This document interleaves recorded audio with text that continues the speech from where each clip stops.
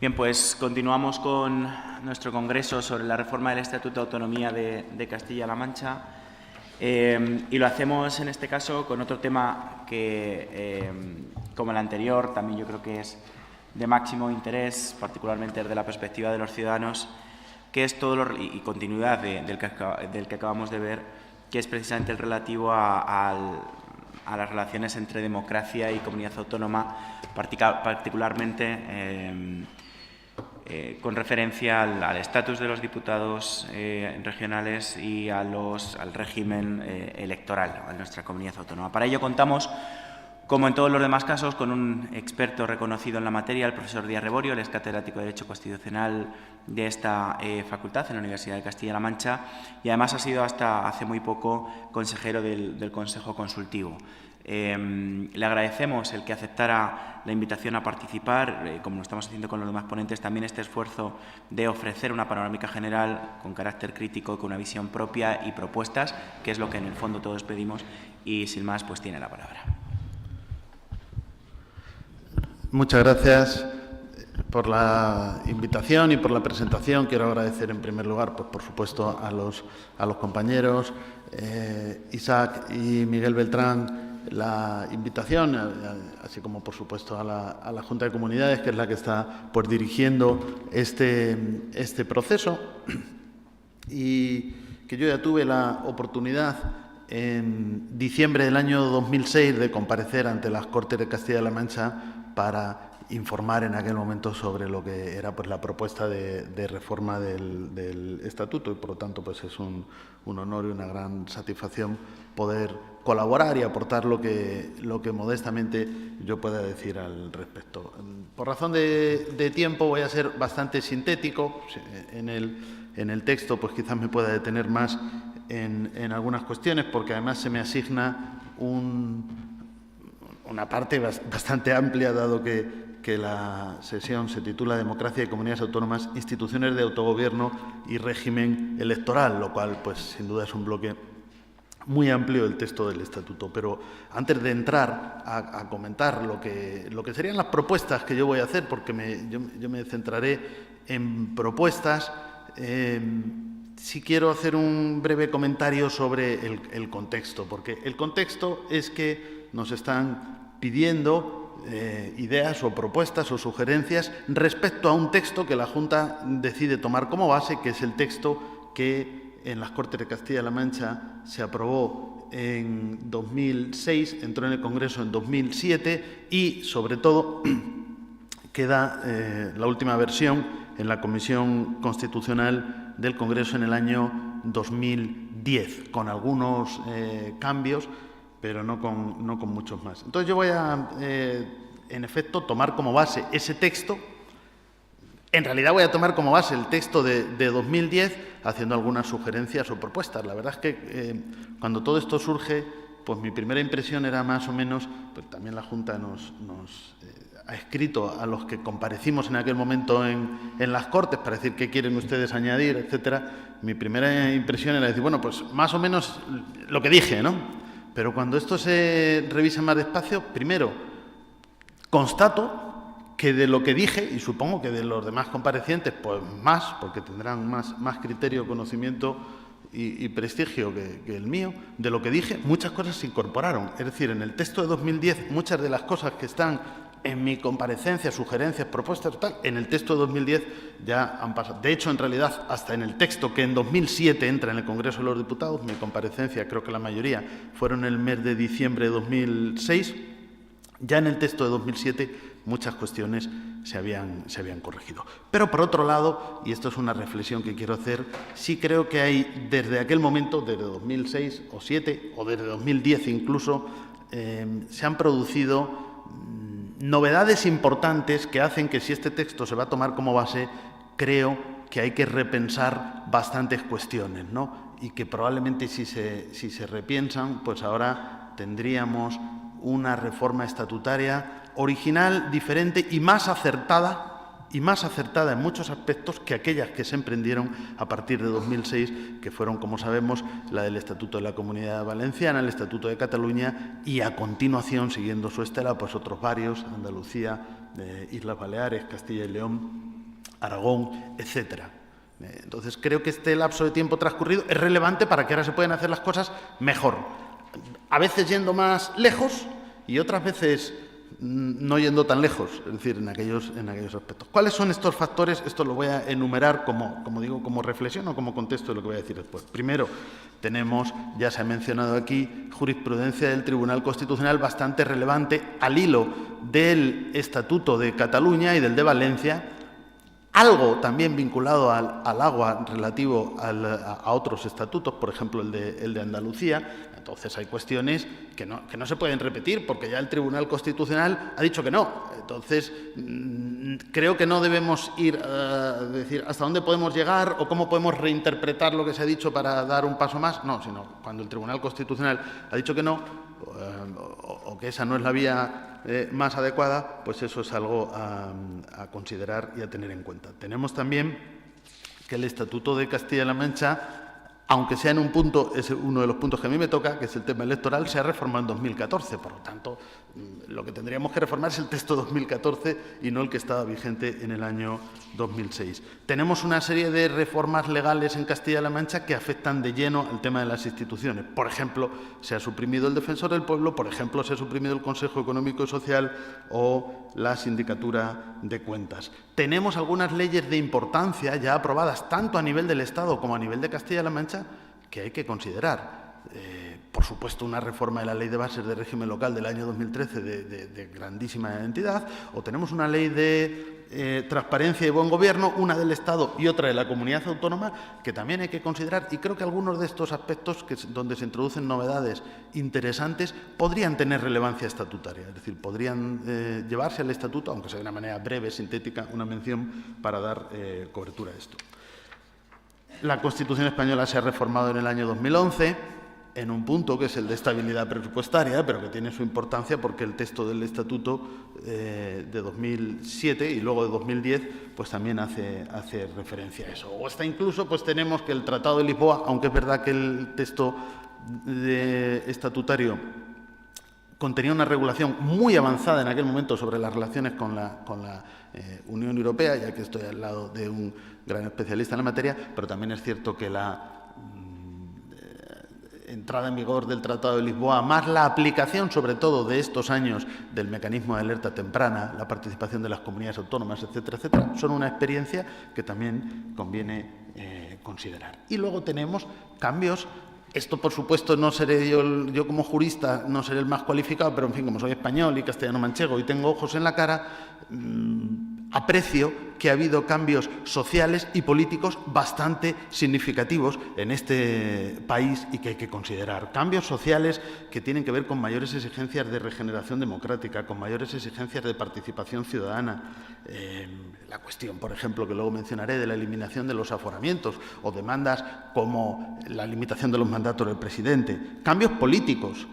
Es que ha habido una modificación importantísima del sistema de partidos en España. En Castilla-La Mancha un poco menos, pero también la ha habido. Esto, evidentemente, tiene que ver con la configuración de las mayorías y con la vida del propio Parlamento, en este caso de las Cortes de Castilla-La Mancha, y es algo que, sin duda alguna, pues también conviene considerar. Bien. En este contexto, como digo, creo que hay que ir a hacer algo en realidad diferente. O sea, probablemente no se trata de innovar por innovar o de hacer algo diferente para significarnos, sino que aquella estela de 2006 no se puede seguir sin más, pero por otro lado reformar el Estatuto es algo altísimamente conveniente para adecuar su regulación a muchos otros aspectos. Por lo tanto, esto puede abrir, tal vez, un nuevo modelo de reformas estatutarias, en el cual se tenga en cuenta lo positivo de aquellas reformas de 2006, que muchas lo tuvieron en cuenta. También hay que decir que estas, sobre todo, dos importantísimas sentencias que se han mencionado sobre el Estatuto de Valencia y sobre el de Cataluña, vienen acompañadas de algunas sentencias menores sobre el caso del agua de otros estatutos, pero resulta que en muchos otros estatutos muchas de estas cuestiones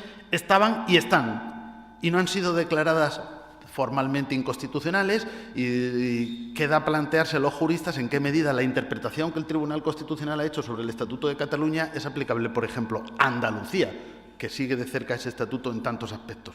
Yo creo que en Castilla-La Mancha lo que tenemos que hacer es no ir ahí, es decir, no ir al terreno movedizo, pantanoso, peligroso de aquello que probablemente sería o no sería declarado inconstitucional. Bueno, no será declarado inconstitucional si no se impugna, evidentemente, pero no sería el camino acertado. Y, sin embargo, como he dicho antes, debemos ir más lejos probablemente en cuestiones de regeneración democrática, de participación ciudadana, de controles y de límites del poder. Porque había cuestiones que ni se planteaban en aquel momento, ¿no? Como ahora diré brevemente, por ejemplo, la de los aforamientos. Es decir, también nos han dicho aquí, tenemos que mirar lo que está en otros estatutos de autonomía. Bueno, pero tenemos que mirar un poquito hacia adelante. Si miramos en otros estatutos de autonomía, pues todos tienen aforamientos. Pero si miramos un poquito más adelante ya estamos viendo que Murcia los acaba todavía no se ha convertido en una ley orgánica, pero en fin, los acaba de eliminar y que hay una demanda, es decir, creo que no hace falta ser político ni jurista ni tal para comprender que con independencia del fundamento que tuvieran, pues hay una demanda de que se supriman, pues mejor suprimirlos. Bien, dicho esto, entraré un poco en el diseño del modelo de la organización de los poderes en Castilla-La Mancha y comentaré las distintas reformas, centrándome un poquito más en la reforma en materia electoral, porque me lo han puesto ahí en el título, expresamente, pues se supone que algo tengo que decir, y luego una serie de propuestas que comentaré ya de manera casi telegráfica, ¿no?, pero sometidas al debate posterior. Bien, nuestro modelo es un modelo, como el de las restantes comunidades autónomas, un modelo parlamentario de gobierno. Este modelo parlamentario pues, se basa en la investidura parlamentaria del presidente, recoge la moción de censura, recoge la cuestión de confianza. A partir de la reforma estatutaria de 1997, más o menos en paralelo con otras comunidades de las llamadas de vía ordinaria, se introduce la disolución anticipada de las Cortes, que era la pata que le faltaba a ese modelo parlamentario en los estatutos de vía ordinaria en su redacción original. Nuestro modelo tiene algunas peculiaridades. Estas las voy a ir comentando al hilo de las propuestas, porque algunas son llamativas. Tiene algunas peculiaridades. Y, por otro lado, el texto, ya voy a decir texto de 2010, aunque, como he dicho antes, en muchos de estos aspectos pues estaba en 2006, en 2007 y en 2010, pero, en fin, voy a decir texto de 2010 porque obviamente es el que he manejado ahora por ser el más reciente, acentúa algún detalle, ¿no?, un poco más presidencialista, si queremos, como es que el presidente se regula en un capítulo separado al Consejo de Gobierno, se le da una preeminencia. Esto me parece bien porque, vamos a ver, la convergencia entre modelos presidencialistas y parlamentarios es muy notoria. Cada vez hay más elementos mixtos, los sistemas presidencialistas introducen elementos parlamentarios y los parlamentarios introducen algún tipo de elemento presidencialista, sobre todo una mayor prioridad o preeminencia, vamos a decir, del presidente dentro del Consejo de Gobierno. Esto tiene su lógica porque los ciudadanos cada vez más pues, votan más partidos que personas y cada vez más votan pensando en el Gobierno, ¿no?, a la vez que en las Cortes votan pensando en el Gobierno. Y esto, naturalmente, pues también tendrá que ver con el modelo o con el sistema electoral que se quiera implantar. Bien, dicho lo cual, propuestas de reforma en materia electoral. En materia electoral, que es en la que me voy a detener un poco más, nos encontramos que somos una de las regiones más polémicas y que más jurisprudencia constitucional ha generado en materia electoral, porque todas y cada una de las reformas, o la inmensa mayoría, por lo menos en los últimos años, nunca han sido por consenso, han sido más bien por mayoría, y entonces pues se han ido deshaciendo. Todas se han ido impugnando al Tribunal Constitucional y todas han sido declaradas constitucionales. Cuando a mí me preguntan, como constitucionalista, ¿a usted le parece esto constitucional o no? Pues yo digo, pues si me parece constitucional, me parece constitucional. Casi nunca suelo pronosticar lo que vaya a decir el Tribunal Constitucional en el futuro. Cuando lo he hecho, algunas veces me he equivocado, otras veces he acertado. En este caso, cuando lo hice, acerté. Es decir, cuando me preguntaron sobre si la reforma iba a ser declarada conforme a la Constitución, acerté. No porque yo sea muy listo ni sepa mucho, sino porque me había leído toda la jurisprudencia constitucional anterior sobre sistema electoral y sobre proporcionalidad electoral. Y esa jurisprudencia es tan laxa, la podemos criticar o no, tan amplia, que ha permitido casi todo. Si permitió, o sea, si dio por bueno el sistema electoral canario, con barreras que a veces llegan al 30%, ¿cómo no va a dar por bueno las sucesivas reformas en Castilla-La Mancha desde el punto de vista de la proporcionalidad? Por lo tanto, como en términos constitucionales, puedo decir, esta redacción del Estatuto, la vigente hoy, es constitucional, la anterior lo fue y todas las demás. Y las leyes todas han sido constitucionales. Pero también los juristas, y sobre todo cuando se nos convoca para hacer propuestas, podemos hacer propuestas basadas en la conveniencia, en lo que se puede considerar más positivo.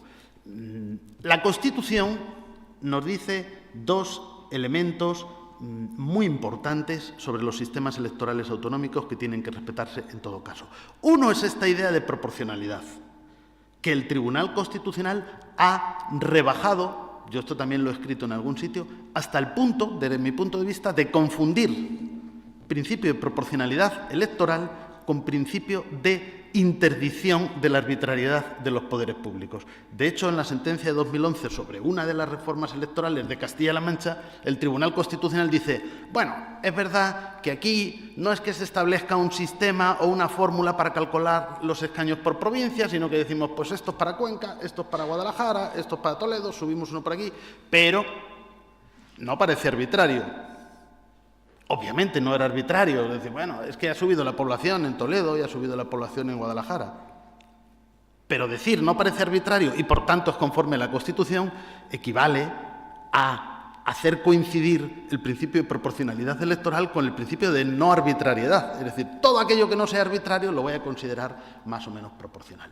También es verdad que el Tribunal, aún en esta línea de jurisprudencia, ha marcado alguna pauta. En la última sentencia sobre la última ley electoral, con la reducción de los diputados, el Tribunal dice, claro, parece evidente que si reducimos los diputados mucho, la proporcionalidad se resiente, aunque sea para decir que no es el caso. Parece evidente. Si tenemos un sistema de partidos con 4 grandes fuerzas políticas, con representación o con apoyos electorales, no sé, en Castilla-La Mancha no tanto, porque en Castilla-La Mancha la tercera y la cuarta están por ahí por el 8. En España, pues por el 15. Bueno, ya no voy a hablar del sistema electoral de Castilla-La Mancha. El sistema electoral del Congreso, que permite que Guadalajara tenga 3 diputados al Congreso, Cuenca tenga 3 diputados al Congreso, o Soria incluso 2, no pueden ser proporcionales nunca jamás, porque una provincia que elige 3, una provincia que elige 2, no puede, o sea, va a ser 1 y 1. Una provincia que elige 3, pues normalmente van a ser 2 y 1, o puede ser 1 y 1 y 1, y el cuarto, que a lo mejor está igual que el tercero, pues se va a quedar fuera. No es el caso de nuestra ley de Castilla-La Mancha, no tanto, porque ninguna provincia se queda con 3, pero sí bastante. Sí bastante, por lo tanto, es evidente que la proporcionalidad, aunque sea una, como ha dicho el Tribunal Constitucional, bueno, aquí tenía una larga cita de sentencias, estas las dejo para el texto. La mitad de esta jurisprudencia está hecha sobre Castilla-La Mancha. Primero Canarias y luego ya el Tribunal ha tomado aquí el sendero de las leyes electorales de Castilla-La Mancha y ha servido para abrir una amplia línea jurisprudencial sobre proporcionalidad electoral. Bien. Hay que, o sea, una cosa es lo posible y otra cosa es lo deseable. Y si ahora nos piden propuestas para una reforma, pues deberíamos ir a lo deseable y hasta lo óptimo. Bien, proporcionalidad, primer mandato constitucional. Segundo mandato constitucional, que a veces olvidamos, representación de las distintas zonas del territorio. Esto nos hace pensar, ¿en un territorio como Castilla-La Mancha sería compatible con la Constitución la circunscripción única? Esto nos lo han preguntado muchas veces a los constitucionalistas. Como el Tribunal Constitucional no ha dicho nada, pues no podemos decir si sí o si no. Claro que hay sistemas electorales de circunscripción única, pero son Madrid, Murcia, son todos en comunidades uniprovinciales. Incluso hay comunidades, antes Murcia tenía circunscripciones y hoy Asturias, que es uniprovincial, tiene circunscripciones, Occidente, Centro y Oriente. tanto, que Castilla-La Mancha, con la extensión que tiene, no tuviera circunscripciones territoriales sería cuando menos llamativo. ¿Diría el Tribunal Constitucional que eso es inconstitucional? ¿O diría, bueno, pues si en Castilla-La Mancha han pensado que esto está bien, pues bueno, creo que no sería lo óptimo. Es decir, aquí, ahora que se habla tanto de las diputaciones provinciales, las diputaciones provinciales hay sitios donde tienen mucho arraigo y hay sitios donde tienen muy poquito arraigo. Y en Castilla-La Mancha, la provincia, ya no me refiero a la Diputación como entidad, como corporación local, sino la provincia como estructura territorial tiene bastante arraigo. Bien, por lo tanto, esas son las dos exigencias constitucionales. Luego, naturalmente, el Estatuto puede añadir otras. O sea, respetando estas, puede añadir otras. Hay que tener en cuenta, y me parece perfectamente posible, pero perfectísimamente posible, que un sistema electoral tenga en cuenta la gobernabilidad y desde ese punto de vista se favorezca a los partidos más votados, porque aquí vamos a ver, si queremos proporcionalidad estricta, ya está escrito y publicado, y además en las Cortes esto se ha ido a informar. Hay fórmulas, como el modelo sueco, que la garantizan 100%. Proporcionalidad matemática. ¿Queremos esto? No sé, algunos países que han tenido proporcionalidad matemática han dicho, esto no hay quien lo gobierne. Italia, Grecia, han dicho, vamos a hacer reformas para favorecer a los partidos más votados. Porque, como he dicho antes, el ciudadano cuando vota, vota a las Cortes, pero vota también para un gobierno en un modelo parlamentario. Bien, lo que no se puede, evidentemente, son los desajustes absurdos. Es decir, una cosa es que los partidos más votados puedan tener algún beneficio en un sistema electoral y otra cosa es que con el mismo porcentaje de votos o casi el mismo, un partido tiene 2 escaños y otro tiene 0, o que se pueda dar la circunstancia de que con más votos tengas menos escaños, lo cual siempre que tenemos circunscripciones se puede dar, sobre todo si solo tenemos circunscripciones territoriales. Ya se ha dado en alguna comunidad autónoma, se dio en Cataluña hace algunos años. Bueno. Pero, en fin, no es lo deseable.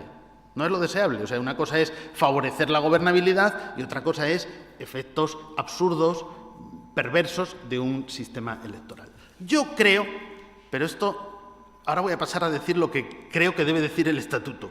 Pero primero, porque claro, lo que deba decir el Estatuto tiene que ir primero con la idea de qué es lo que se va a hacer después en la ley. Pero por otro lado, no para convertir o dar especial rigidez a lo que tenga que hacer la ley, sino dejando la suficiente apertura para que si en el futuro pues tampoco se considera que esa ley sea idónea, se pueda reformar. Evidentemente el Estatuto no tiene que incluir el sistema electoral, tiene que incluir unos parámetros muy básicos. Yo creo sinceramente, y además esto es un modelo que funciona bastante bien, con algunos problemas, pero funciona bien en distintos países europeos, y para Castilla-La Mancha creo que iría muy bien un sistema que combine circunscripción territorial con circunscripción única.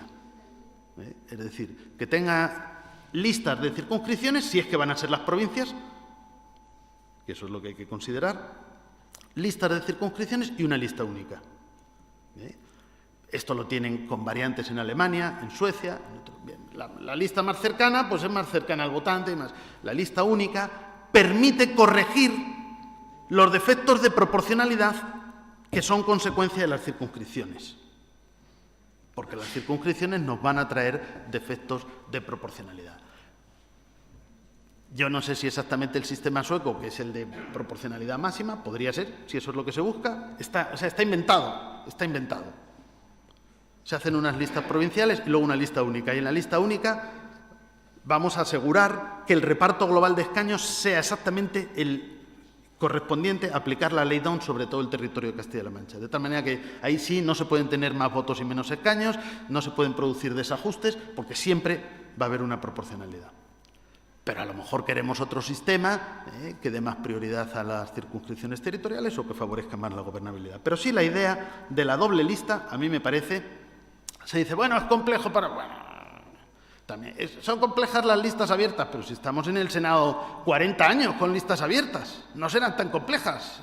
Yo creo que la gente más o menos pues sabe sacar el bolígrafo y marcar ahí en el Senado lo que corresponde. Que yo no digo que haya que introducir listas abiertas. Solo tendría sentido introducir listas abiertas si las circunscripciones no fueran las provincias, sino circunscripciones uninominales, más pequeñas a lo mejor que las provincias, pero si no, pues siempre se puede introducir listas desbloqueadas. Bien, ¿De todo esto qué debe decir el estatuto? Pues yo creo que el estatuto debe decir una horquilla de diputados y debe decir y decidir la circunscripción, como mínimo. ¿Puede dar alguna pauta más sobre el tipo de sistema? Puede dar, pero ya están en la Constitución, las puede reproducir. La de la proporcionalidad, porque deriva de la Constitución, pero no mucho más. ¿La horquilla de los diputados? Pues creo que corresponde subirla porque es realmente difícil garantizar una proporcionalidad razonable con la actual. No imposible, porque además ya hemos dicho que esto es conforme a la Constitución, pero difícil. ¿Dónde conviene ir? Pues no lo sé. Yo, desde luego, en la horquilla de 47-59 me parecía bastante razonable, porque no creo que los ciudadanos tampoco vean con demasiada simpatía, no sé, un parlamento de 100, o unas cortes de 100 diputados o algo así, que son solamente comunidades con mucha más población y muchas más provincias lo tienen. Aparte, me imagino, que creo que por aquí hay alguien de las Cortes, que ni cabrían 100 diputados, habría que cambiar el edificio de las Cortes o algo de esto para que... por lo tanto, no, creo que eso está fuera de lugar, ¿no? Aunque podríamos garantizar una proporcionalidad altísima con 100 diputados, pero creo que no, en fin, no se trata de eso. Probablemente esa horquilla anterior tiene sentido y la circunscripción hay que pensar si verdaderamente se apuesta por la provincia, eso se puede incluir en el estatuto, pero probablemente dejando abierta la posibilidad, quizás desde el propio estatuto, de que la circunscripción territorial sea compatible con listas de circunscripción única, es decir, con una posibilidad de doble lista, o por lo menos dejando esa opción abierta. Aunque yo creo que incluso la redacción actual, que nos dice que la circunscripción es la provincia, no sería incompatible con una ley que, manteniendo la circunscripción provincial, además introdujera una circunscripción única. Creo que no sería incompatible, ¿eh? Por lo tanto, esto lo puede decir el estatuto o puede quedar abierto. Bien. Eso sobre la cuestión electoral. Así que yo creo que el estatuto también aquí debe ir a aspectos mínimos. Luego la ley ya sería otra cuestión, evidentemente. Ahí se puede. Con esos parámetros se pueden hacer muchos sistemas electorales diferentes. Podemos quedarnos en un modelo como el de la inmensa mayoría de las comunidades autónomas. Es muy curioso que con 17 comunidades autónomas haya tan poca variedad de sistemas electorales. Es decir, la fórmula DON se ha aplicado en todas ellas y las diferencias vienen precisamente en las cuestiones de las circunscripciones, en las barreras. Hay algunas comunidades que han introducido las barreras en el estatuto. Yo no soy partidario. Si se quiere establecer una barrera de un 3, de un 5%, no me parece disparatado. Esto es muy común en el derecho comparado, pero no tiene por qué estar en el estatuto. Eso puede estar directamente en la ley electoral. Bien, otras cuestiones. Ya voy a ir telegráficamente para dejar también algún tiempo para el debate. Suprimir los aforamientos. Casi creo que no tengo ni que detenerme demasiado en esto, porque además el vicepresidente lo acaba de decir en la presentación, así que parece que esto está en la mente. Hay que decir que también aquí, entre el texto de 2006-2007 y el de 2010, en la Comisión Constitucional, desaparece una cosa que eran los aforamientos civiles, que en el texto de 2006-2007 y en el estatuto vigente aparece también, es decir, que en asuntos civiles que tengan que ver también conocerá el Tribunal Superior de Justicia, y en el texto de 2010 se borran expresamente esas menciones. Yo creo que los aforamientos habría que suprimirlos totalmente, no porque sean inconstitucionales, sino porque la lógica que los justificó en su momento, que es la posibilidad de persecución política, el dar una mayor garantía, o sea, no era ningún disparate, tenía su sentido, dar una mayor garantía al enjuiciamiento de aspectos que pueden tener que ver con la política porque tienen que ver con los políticos, de tal manera que conozca un órgano colegiado y no unipersonal. Bien, tenía su sentido, probablemente hoy pues no lo tiene tanto. También hay una cosa que es una especie de inmunidad parcial. La inmunidad de los diputados y senadores es casi total, porque no solamente impide la detención, salvo caso de flagrante delito, sino el procesamiento, salvo con la autorización de la Cámara. Aquí no se está pidiendo la autorización de la Cámara, pero sí se está impidiendo la detención, salvo caso de flagrante delito. Pues a lo mejor también hay que suprimir eso. Yo creo, a lo mejor estoy muy equivocado o soy muy ingenuo, pero creo que en general por las fuerzas y cuerpos de seguridad de este país no se dejan llevar por criterios políticos como para qué sucedía en el siglo XIX, como para detener a un diputado de la oposición para que no pudiera asistir al pleno y así ganar una votación. Estas cosas han pasado y son las que justificaban esto. Es decir, no, solo se le puede detener en caso de flagrante delito, no va a ser que el Gobierno ordene detener a un diputado de la oposición. Yo quiero pensar que esto en España hoy no pasa. Otros aspectos que creo que convendría reformar dentro de esta, o reconsiderar dentro de esta regulación. La disolución automática. Es muy curioso. En el estatuto actual somos la única comunidad, el País Vasco tiene otra especialidad, pero no es la misma, la única que en el procedimiento de investidura del presidente, cuando, después de 2 meses de sucesivas propuestas que no tienen ni mayoría absoluta ni mayoría simple, en lugar de disolverse automáticamente las Cortes, queda proclamado el candidato del partido que tiene más escaños, automáticamente como presidente de la Junta de Comunidades de Castilla-La Mancha. El texto de 2010 suprime esto, pero yo ya no estoy tan seguro de si está bien suprimirlo o podemos dejar la singularidad, porque visto lo que hemos vivido en los procedimientos de investidura del presidente del Gobierno español, pues a lo mejor volver a acudir a elecciones no es algo ni deseable ni conveniente y se puede dar esta solución. Además, visto lo que hemos vivido en el último procedimiento de investidura en Castilla-La Mancha, se pone de relieve que si está en juego la proclamación automática del candidato del partido que tiene más escaños, entonces no hay empacho ni problema en votar a favor, ni hay problema de abstenciones, ni hay problema. Es decir, los grupos se retratan con lo que tienen que o consideran que deben hacer. Porque en otro caso, aquí podíamos haber ido a elecciones, o podía haberse proclamado por mayoría simple, pero no. Pero no.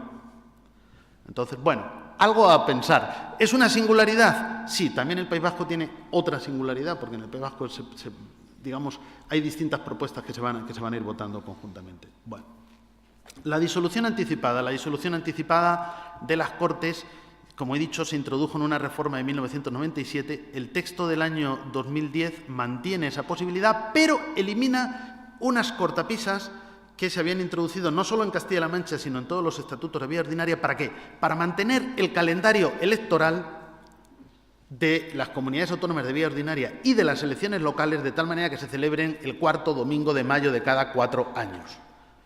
Pues yo creo que esto sí es una decisión política. ¿Queremos, en la medida de lo posible, seguir manteniendo este calendario electoral o no? Si queremos mantener este calendario electoral, hay que establecer una serie de salvaguardas. Por ejemplo, la que establece actualmente el Estatuto, que es que las nuevas Cortes no van a tener un mandato de 4 años, sino solo hasta la finalización del mandato inicial para el que habían sido elegidas las Cortes anteriores. Si ya no nos importa el mandato, la coincidencia de calendarios electorales, entonces, naturalmente, se puede establecer otra regulación. Eso es lo que hace el texto de 2010. Elimina esas cortapisas, es decir, las nuevas Cortes tendrán 4 años. Si las nuevas Cortes tienen 4 años, nunca, probablemente en el futuro, nunca en la vida volveremos a celebrar elecciones a la vez que las locales y a la vez que otras comunidades autónomas. ¿Es esto importante? Probablemente no, es más importante la autonomía, pero también esto cuando se pensó, las cosas cuando se pensaron a veces tienen su porqué y su criterio, y esto cuando se pensó tenía un razonamiento o un fundamento importante. Era decir, ¿cuánta gente votaría en unas elecciones autonómicas si además no tuviéramos que ir a votar a las locales?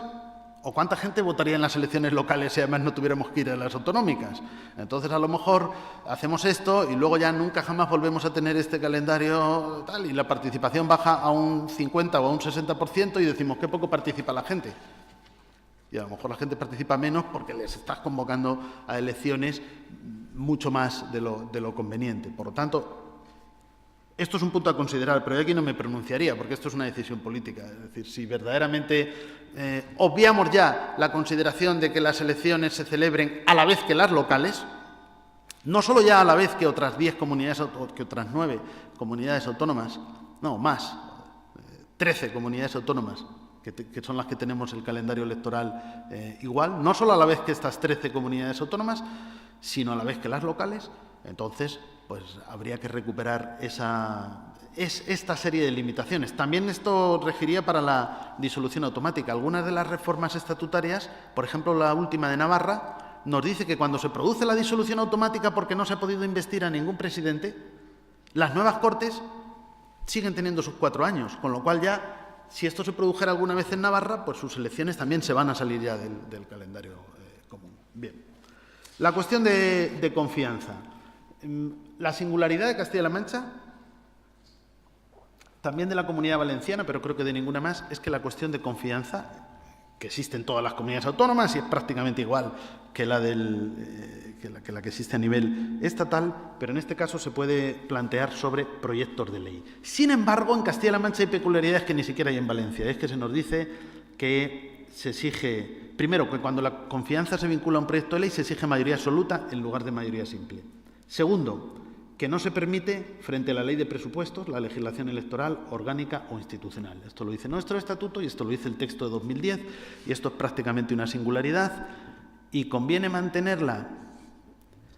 Yo lo que pienso, pero en fin, es una reflexión, es que ya que permitimos la cuestión de confianza frente a proyectos de ley, lo cual me parece interesante, y además no es desconocido en el derecho comparado, es una singularidad en España, pero no es desconocido en otros lugares, pues no sé por qué impedir la cuestión de confianza vinculada a un proyecto de ley de presupuestos. Se me ocurre, por cierto, que a lo mejor esa no era una mala salida en determinadas situaciones. Usted me niega la confianza a los presupuestos, pues vinculo la confianza a los presupuestos con la confianza al propio Gobierno. Y si no, usted tiene que apoyar los presupuestos. En este momento, tanto el Estatuto como la reforma de 2010 impiden esa opción. Por ejemplo, la Comunidad Valenciana no tiene esa salvedad, o sea, la Comunidad Valenciana permite la cuestión de confianza vinculada a proyectos de ley sin este tipo de excepciones. Yo las otras excepciones quizás las veo más justificadas, ¿no? Temas electorales, institucionales, orgánicos, es decir, que no se vincule la confianza a eso, pero para los presupuestos, de hecho, en el parlamentarismo decimonónico era una de las constantes, ¿no? La vinculación de la confianza al Gobierno con la aprobación de los presupuestos. Bien, sobre el decreto ley, por ir un poquito más rápido, prácticamente, bueno, decir que esto lo han introducido todos los estatutos que se han reformado a partir de 2006, que está en nuestro proyecto, que me parece bien, que el decreto ley tiene que ser absolutamente excepcional, y yo, como cuestión de técnica normativa, quizás sustituiría la referencia al artículo 86 de la Constitución española por la regulación que viene posteriormente, porque la regulación que viene posteriormente no es exactamente igual a la del artículo 86 de la Constitución española en algunos aspectos. Por ejemplo, se nos dice que el procedimiento de convalidación se iniciará el primer día hábil posterior, o sea, exactamente el primer día hábil, cosa que no dice la Constitución, pero lo dice el Estatuto, está bien, pero entonces no te remitas al 86 porque podemos tener dudas interpretativas. O sobre todo los límites materiales del decreto ley. Es que los límites del 86 en gran medida no son aplicables a las comunidades autónomas porque se refieren a la legislación, al régimen electoral general, a instituciones básicas del Estado, etcétera. Por lo tanto, con buen criterio, el texto de 2010 establece los propios límites materiales al decreto ley y creo que eso debe mantenerse y, sin embargo, para evitar ambigüedades, pues quizás no es necesaria la referencia al artículo 86 de la Constitución española. Leyes que requieren mayorías cualificadas. Esto también ha sido muy común en algunos estatutos que se han reformado a partir de 2010, desde 2006. Yo tampoco no simpatizo mucho con esta idea en general. Bueno, quien me ha precedido en el uso de la palabra ha hablado del argumento democrático. Yo no hablaría tanto de un argumento democrático, sino mayoritario, porque la democracia, me permito hacer esta reflexión, no solo es el gobierno de la mayoría, también es la garantía de los derechos de la minoría. Es decir, tal y como hoy debemos entender la democracia, no es que todas las decisiones se adopten por mayoría, sino que, como regla general, las decisiones se adopten por mayoría, porque si no, pues finalmente los constitucionalistas nos jubilamos y nos vamos a casa si es que creemos que la Constitución rígida tiene algún sentido. Y si la Constitución rígida tiene algún sentido, es que la mayoría no lo puede todo. Y si el Estatuto con cierta rigidez tiene algún sentido, es que la mayoría parlamentaria autonómica tampoco lo va a poder todo. Esto es cierto. Pero de ahí a prolongar la rigidez, estableciendo mayorías a veces muy cualificadas para ciertas leyes de desarrollo, creo que ya es ir demasiado lejos. El proyecto del año 2010 establece mayoría de 3/5 para la organización territorial, para la transferencia de competencias a las corporaciones locales o para la delegación o para una eventual delegación generalizada de competencias a los municipios. En la ley electoral es muy curioso porque el proyecto de Castilla-La Mancha en 2006 hablaba de una mayoría cualificada de 2/3 y, sin embargo, el de la Comisión Constitucional del Congreso lo reduce a mayoría absoluta. Y también es muy curioso que la única mayoría cualificada que ahora tenemos en cuanto a leyes, que es la ley del Gobierno y del Consejo Consultivo, y es de 3/5, desaparece en el proyecto. Con lo cual yo lo que veo aquí es una cierta incoherencia. Es decir, desaparecen algunas y aparecen otras, pero resulta que transferir competencias a las corporaciones locales requiere una mayoría mucho más cualificada que aprobar la ley electoral. Entonces yo, opciones, o quitar todas, idea con la que no me produce ningún problema, lo que se quiera establecer una especial rigidez, pues se mete en el estatuto ya. O yo, de mantener alguna, mantendría la mayoría absoluta, pero nada más que absoluta, para el sistema electoral, porque verdaderamente esto es un tema muy sensible. Acabo de decir que el estatuto no lo puede contener, ni lo debe contener de una manera muy amplia, sino con una regulación mínima. Bien, pues podemos prolongar aquí una cierta rigidez para este aspecto. ¿Y la del Gobierno y el Consejo Consultivo? Pues también la quitaría. Y sobre todo para el Consejo Consultivo la quitaría, porque ¿para qué necesitamos una mayoría de 3/5 para reformar el Consejo Consultivo? Que esto lo que ha hecho es bloquear estas posibles reformas durante mucho tiempo. Más propuestas, voy a ir terminando. La limitación de los mandatos del presidente, pero si éramos pioneros en la limitación de los mandatos del presidente, la primera comunidad autónoma que lo aprueba, primero en ley, después en el estatuto. Y después la ley del Gobierno se reforma para incluir esa limitación. Pues ahora el proyecto 2010 desaparece la limitación de los mandatos del presidente. No sé si esto sería una omisión. Creo que ya estas de las cosas que mencioné en su día y, sin embargo, en fin, parece que no. O es que ya no se quiere establecer. Yo creo que ahora, que ya se ha incluido en otros estatutos y que es una propuesta desde casi todas las fuerzas políticas. O sea, si a mí me preguntan algo que tengan en común PP, PSOE, Ciudadanos y Podemos, pero tanto a nivel nacional como regional, es que estarían dispuestos a establecer la limitación de los mandatos del presidente. Bueno, pues pongámoslo en el estatuto. ¿Cómo? Yo esto lo dije también en mi comparecencia ante la Comisión de Reforma de la Ley del Gobierno y del Consejo Consultivo. Yo no pondría, como actualmente, 8 años, porque si tenemos disolución anticipada, entonces 8 años pueden ser, como es en el momento de presentarse, a la hora de la verdad pueden ser 11, porque tú puedes disolver anticipadamente 2 meses antes de cumplir o unos meses antes, y entonces te presentas con menos de 8 años y vas a más de 11. Entonces, yo lo dije, yo pondría 6 si es que lo vamos a medir en el momento de presentarse. Hay que decir que esto, como era un elemento propio de los sistemas presidencialistas, se decía 2 mandatos. En un modelo parlamentario no podemos decir 2 mandatos porque, como vemos, hay mandatos de 6 meses a veces. Entonces, tampoco creo que la idea sea limitar los mandatos del presidente a 1 año o a tan poco tiempo. Bien. Y otros órganos de relevancia estatutaria, esto es un tema bastante importante, ya he dicho, algunos se han suprimido, pero están en el proyecto, pues esto también es una decisión política. ¿Queremos recuperar el Defensor del Pueblo, la Sindicatura de Cuentas, el Consejo Económico y Social? Si queremos recuperarlos, llevémoslo al estatuto, aunque sea un artículo, una referencia básica, su existencia. Puede que no sea casualidad el hecho de que todos estos órganos, el único que no se ha suprimido, que es el Consejo Consultivo al que, como se ha dicho, yo he pertenecido hasta hace 1 año, es el único que estaba en el estatuto. Puede que no sea casualidad. O a lo mejor es que era el más importante de todos, que también puede ser. Pero vamos a decir que aquí esta función de congelación de rango o de especial rigidez que da el estatuto tiene utilidad, o la ha podido tener. Aquellos que queramos mantener, incluyámoslos. Yo, sobre el Defensor del Pueblo, actualmente tengo mis dudas al respecto. La Sindicatura de Cuentas, a todo el que me preguntó lo dije, me pareció mal la supresión y me parecería bien recuperarla. Esto lo tengo muy claro. El Defensor del Pueblo, tengo más dudas, porque de los datos de funcionamiento sí vemos que hubo bastante solapamiento con el estatal y una utilización menor por los ciudadanos de Castilla-La Mancha del Defensor del Pueblo de Castilla-La Mancha respecto al Defensor del Pueblo del Estado. Además, hay un solapamiento. O sea, la legislación de Defensores del Pueblo no evita ese solapamiento, los ciudadanos eligen libremente. En cambio, en consejos consultivos o en sindicaturas de cuentas hay una mayor coordinación. Lo que le vas a dar al órgano autonómico se lo vas a liberar al órgano estatal. Pero hay más, ¿eh? Hay más. De hecho, en el proyecto hay más órganos. Pues quizás hay que llevarlos a ese capítulo, ¿no? Pues por poner un ejemplo, aunque no se dice expresamente el nombre, se menciona que habrá una autoridad para la protección de datos, pues Agencia de Protección de Datos. Conviene, me parece bien. De hecho, esto es la tendencia en parte de las comunidades autónomas. Se menciona el Consejo del Agua, se menciona la Agencia Tributaria y se menciona, y en cambio, yo casi sería partidario de dejarlo de lado, el Consejo de Justicia. El Consejo de Justicia, bueno, ya no me queda mucho tiempo para decir mucho sobre la Administración de Justicia, aunque pensaba decir algo. Lo que pensaba decir es que este sí es de los ejemplos en el que este estatuto, pero todos, pero no los que se reforman en 2006, sino todos desde el año 81, dicen cosas que no hace falta decir. Porque todo lo que se dice sobre tribunales superiores de justicia o sobre muchas otras cuestiones, pues en realidad eso lo debe regular la Ley Orgánica del Poder Judicial. Bien es verdad que si vamos a asumir competencias, ya el Tribunal Constitucional ha delimitado muy claramente que las comunidades autónomas pueden asumir competencias en materia de eso que se llamó administración de la Administración de Justicia, eso sí debe estar en el Estatuto.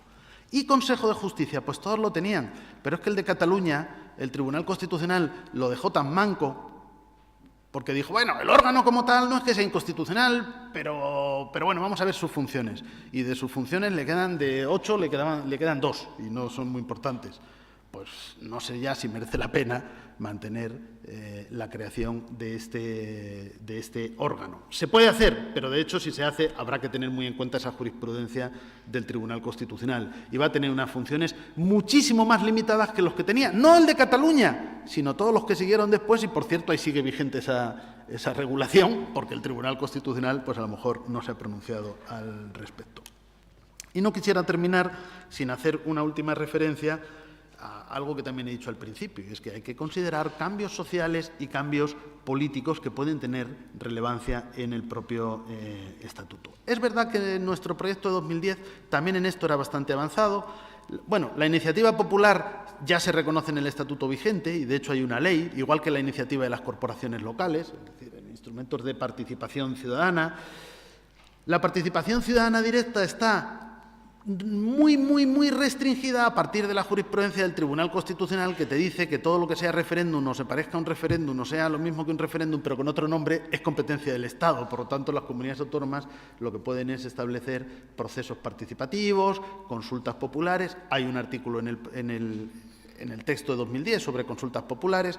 Pues bueno, eso está bien. Pero, como he dicho antes, hay algo que ya tenemos en la ley y quizás habría que dar relevancia estatutaria. La idea de gobierno abierto que aparece en la Ley de Transparencia y Buen Gobierno, otros mecanismos de participación ciudadana. Y dejo ahí,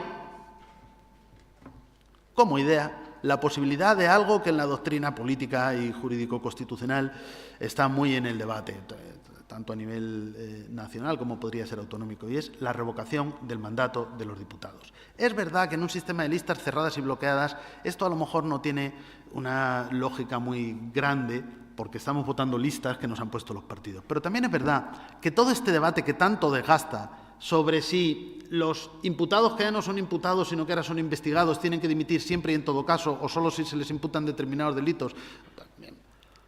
Esto no se puede regular por ley. Lo que ha habido es un acuerdo político. Hubo un intento de regularlo por ley porque iba, y esto ya lo dijo un dictamen del Consejo Consultivo, por lo tanto es público, que eso planteaba problemas, en el anterior anteproyecto de Ley de Transparencia y Buen Gobierno, que los imputados tuvieran la obligación de dimitir. Eso tiene unas implicaciones jurídicas muy evidentes desde el punto de vista de presunción de inocencia y otros aspectos. Bien, yo lo que digo es que para evitar ese debate, una posibilidad de revocación del mandato en el caso de diputados, probablemente combinada con listas por lo menos desbloqueadas, de tal manera que el ciudadano diga, si este no me gusta, porque está imputado o por lo que sea, pues no le voto, aunque voto al partido. Y si le he votado y más tarde me entero de que está imputado y qué tal, un número determinado de firmas pueda instar un referéndum revocatorio, de tal manera que a este diputado se le revoque el mandato. ¿Quién le eligió? Evidentemente, para el presidente esto no cabe en un régimen parlamentario, pero para los diputados cabría. A lo mejor esto puede parecer ahora bastante audaz, bastante innovador, otras comunidades autónomas no lo han hecho, pero esto está en el debate y quizás sería el momento. Yo, por lo menos, lo vincularía a un sistema de listas electorales desbloqueadas, si no abiertas, porque abiertas ya requieren otro tipo de sistema electoral, pero por lo menos desbloqueadas, donde esto significa que en este tipo de casos sean los propios electores los que decidan. Porque si no, pues vemos este tipo de situaciones donde lo que hay son unos acuerdos políticos, pero luego no sabemos interpretarlos, entre medias se modifica la ley de enjuiciamiento criminal, precisamente para que ya no haya imputados, para que no haya esa mancha en la presunción de inocencia. Entonces se aparece la categoría de investigado, pero entonces decimos que el que está investigado es como si estuviera imputado y también tiene que dimitir. Bueno, pues este tipo de mecanismos permitirían que en estos casos la iniciativa la tengan los propios ciudadanos, que son, por lo menos para el caso de los diputados, como es obvio, que son quienes les han elegido. Sé que esto no lo resolvería para el caso de los miembros del Gobierno, pero sí por lo menos para el caso de los diputados. Bueno, pues esto ha sido, de una manera un poquito apretada, una lista de propuestas que yo creo que, en resumen, pues se deduce que no pretenden ni mucho menos cambiar el modelo que deriva del texto del año 2010, que yo he considerado como base, pero sí perfeccionarlo en muchos puntos de vista. Y lo que sí creo que hay ciertas cuestiones que, desde luego, la jurisprudencia ha dejado claras, y la experiencia de estos años es una ventaja para Castilla-La Mancha, porque lo que sabemos en 2017 no es lo mismo que lo que sabíamos en 2006 o 2007, y por lo tanto es una oportunidad de hacer las cosas mejor, de quizá por primera vez en la historia del Estado autonómico no limitarnos a hacer exactamente lo que otros han hecho, incluso aunque el Tribunal Constitucional haya puesto serios reparos a algunas de las cuestiones, sino hacer algo diferente y mejor. No significa ir más allá, a lo mejor a veces es quedarse un poco más acá, y otras veces pues hacer algo diferente, pero más positivo para la comunidad. En la medida que estas reflexiones puedan contribuir de algún modo al logro de ese objetivo, pues me sentiré satisfecho. Gracias por su atención y quedo a su disposición para cualquier cuestión. Muy bien, muchas gracias, Javier. Abrimos un breve turno de coloquio para que puedan plantear dudas, comentarios que quieran dirigir al ponente, en general, sugerencias. Yo, mientras se lo piensan, simplemente una cuestión. Comparto contigo tu planteamiento a propósito de recuperar ciertas instituciones u otras no sobre la base de su efectividad, de su eficacia, teniendo en cuenta datos objetivos. Y en este sentido, mi pregunta es, ¿cómo verías tú, te pido opinión, sobre la inclusión de nuevas instituciones que pueden ser fundamentales para el control de la actividad de la Administración y del Gobierno, como el Consejo de Transparencia y Buen Gobierno, a las que todavía no estamos perfectamente habituados, pero bueno, que está ahí, que se va a implantar? ¿Cómo verías tú su posible inclusión en el Estatuto de Autonomía de Castilla-La Mancha? Pues lo vería muy bien y lo tengo por aquí, Isaac. Lo que pasa, mira, tú lo puedes ver. Lo que pasa es que, al ir un poquito rápido, alguna línea nos la saltamos. El Consejo de Transparencia y Buen Gobierno, que en efecto es un órgano creado por la Ley de Transparencia y Buen Gobierno, ya está en vigor la ley y, por lo tanto, es un órgano que va a empezar a funcionar, pero creo, por las razones que he dicho, para otros órganos. Primero, por la importancia de que un órgano esté en el estatuto, aunque sea poco más que mencionarlo y definir su función básica. Evidentemente, otra cuestión es la organización, que eso sí conviene dejar al legislador. Pero mencionarlo y establecer su función básica tiene una función de salvaguardia importante. Y esta materia, que me parece de extrema importancia, porque yo creo que esto es un aspecto que tardaremos años en ver todas las consecuencias. Bueno, tú lo has estudiado y has trabajado también bastante, la cuestión de la legislación sobre transparencia y buen gobierno, las consecuencias positivas, no solo desde el punto de vista del derecho de acceso, sino desde el punto de vista de lo que yo llamaba antes regeneración democrática, es decir, establecimiento de instituciones y de mecanismos que controlen, en definitiva, el funcionamiento del Gobierno y de la Administración de una manera adecuada a estos parámetros. Entonces, sí, yo lo incorporaría al Estatuto. ¿Más preguntas? Bueno, pues yo creo que estamos todos pensando en el descanso y en el café. Muchísimas gracias, Javier, por haberte no solo atenido al tiempo, sino a lo que habíamos pedido. Hacemos un breve descanso hasta las 12:30. A las 12:30 retomamos con la mesa de representantes de los partidos políticos. Gracias.